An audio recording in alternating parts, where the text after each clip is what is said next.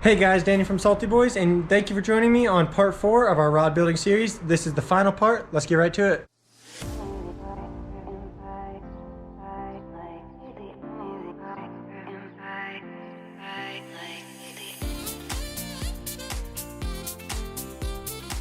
First step we're going to do is we're going to measure out an even part of epoxy. I'm going to show you guys that right now. Here we have our Copyrigh epoxy. On the left we have our part A, which is the epoxy, and on the left we have our hardener. We're going to measure out equal parts using these syringes.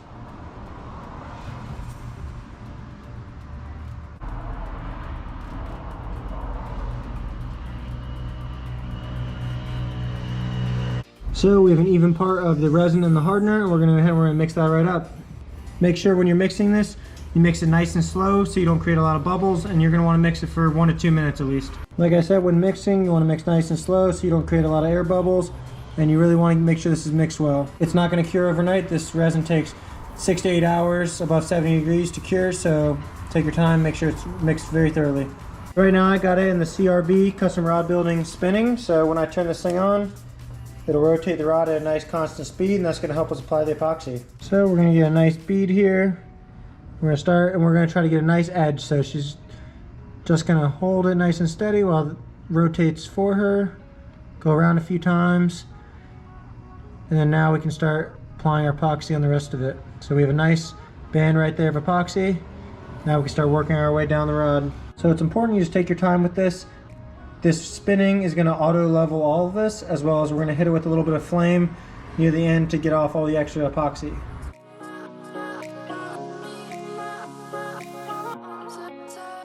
Alright, so now we finished this.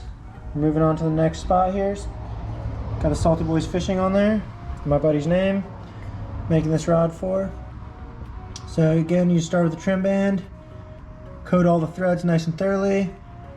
We're going to do that for all 10 guides, and then we're going to come back and we're going to hit it with the flame, and that's going to help the epoxy heat up and kind of level out itself so it's not bumpy or uneven. It's going to, all the excess is going to drip off, and then we're going to have this thing on the waiting rack, on the drying rack, for at least 8 hours to cure, and then I like to give it a good 1 or 2 days just sitting in the garage.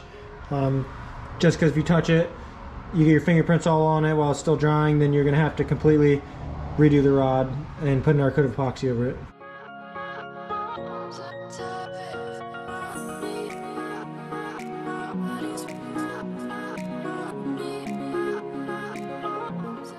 Alright guys, so I have my little worker over here finishing up the rod, aka my wonderful wife. So just gonna run a quick little tips and tricks that I've learned through this rod building. So first thing is, we used our Cricut to print out the Salty Boys Fishing logo, and you need to put color preserver on it. I got some color preserver right here. So it's Pro Seal color preserver. They sell it on mudhole.com, and I'm sure a couple other websites. So you need that on this vinyl, because if not, the epoxy is going to generate some heat and the stickers are going to fall right off. Next thing is, personally, we like to coat the whole thing because it'll protect the pattern more, as well as it'll give you a smooth finish versus some ridges if you just do the pattern. Over here on the guides, whenever we're coating them, I like to stop the spinning thing.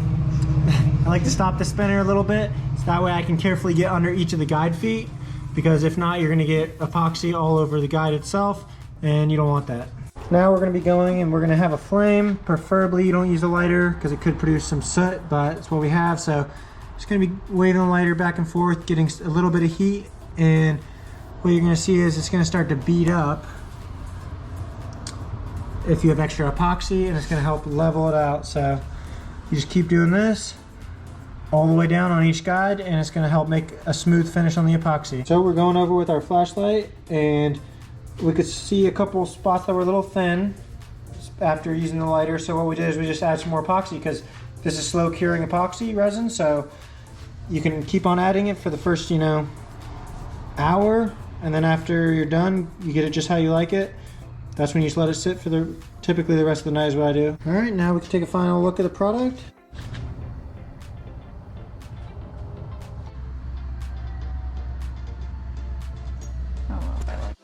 That is all for today's video. I really hope you guys enjoyed our rod building series. If you guys want to see anything else fishing, boating related, go ahead and drop it in the comments below. If you haven't already, really appreciate if you guys hit that subscribe button, hit that like button, and we're gonna see you guys on the very next video.